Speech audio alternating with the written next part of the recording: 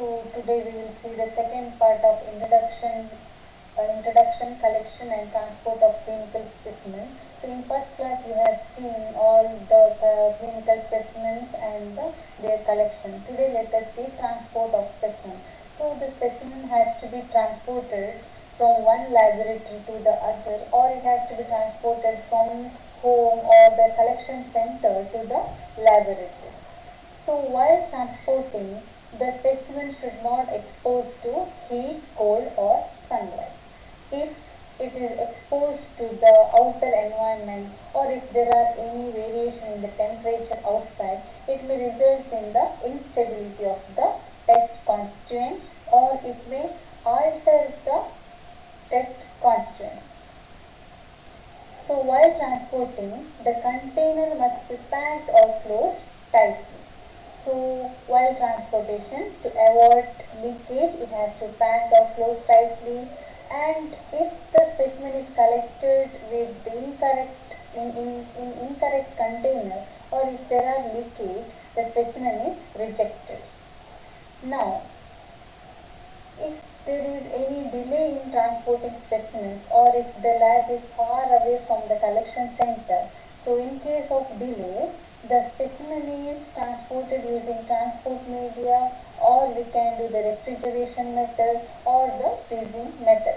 So these are the three methods in case of delay. That is use of transport media, or storing the specimen in the refrigerated condition, or the freezing. Next, moving to the different methods of transportation. So there are containers are available for transportation. Those are known as polypropylene container or polyethylene container, which are suitable for transportation. So these are nothing but whatever we have studied in the collection class, the container used for collecting sputum, semen and all.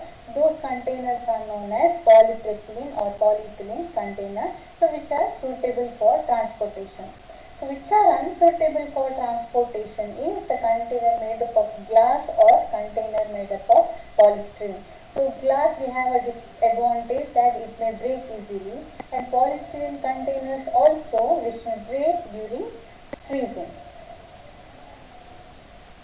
Shipping or secondary containers are available. So these are the containers which are available to hold the many specimens, or you can say to hold the many vaccinated tubes in one container we have in our hospitals and all. So those are known as shipping or secondary container. I will show you. So this is known as secondary container or shipping container. So where many tubes are kept in one box and then it is sent to the laboratory. Padded shipping envelope. So I will show you padded shipping envelope. So this is the padded shipping envelope. So it can hold a single specimen. So padded shipping envelope is used for transporting or shipping of single specimen. Next we have styrofoam container. So this is a container which maintains the temperature of the container at frozen condition. That is, frozen condition is maintained in that container. So it is especially used to transport the specimens, where we have to maintain the frozen or refrigeration condition. That is, we have to maintain the cold condition for transporting the specimen. So the cooling agent used in this container is dry ice. So here we have the container used for transporting the specimens, which has to be maintained in a refrigerated condition. So we have secondary container and we have styrofoam container. So that is about the transport of specimens. There are transport media and the different types of containers. Envelope container, secondary container, styrofoam container. Moving to the preservation of specimens. So how do we preserve the specimens in case of delay? So for some tests, specimen must be stored at 4 degrees Celsius from the collection time to field analysis. So if you remember in arterial puncture, so after collecting the blood from the artery, it is kept in ice water.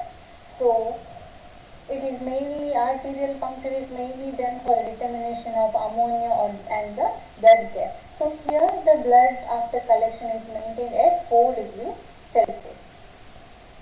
So second, the specimen for the estimation of bilirubin and keratin. So these are the bilirubin and keratin. If exposed to the daylight or fluorescent light, it may undergo photo degradation. That it may change when it is exposed to the light. So it may undergo photo degradation, or the bilirubin may change when it is exposed to the sunlight. So such specimen for estimation of bilirubin and keratin in the specimen, so such specimen should be protected from exposure to the daylight or the fluorescent light source. Moving to the preservation of stool specimens. So stool specimens, we have many agents for preservation. So one important agent we have formalin saline agent. So formalin saline agent, how do we use this reagent? We can mix 1 part of stool with 3 part of 10% formalin saline. So like that we can preserve and keep in case of delay in testing. So other agents used for stool preservation, we have polyvinyl alcohol, Bayer's solution, merthiolate iodine formalin solution. So these are the other examples for stool preservatives.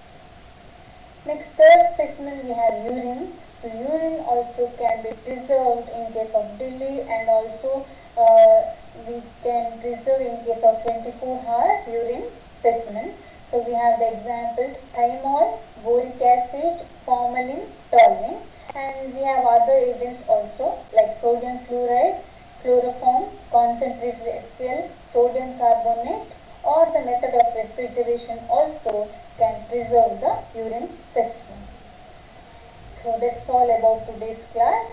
So today we have seen the transportation of specimens. So why during transportation, how carefully it is maintained.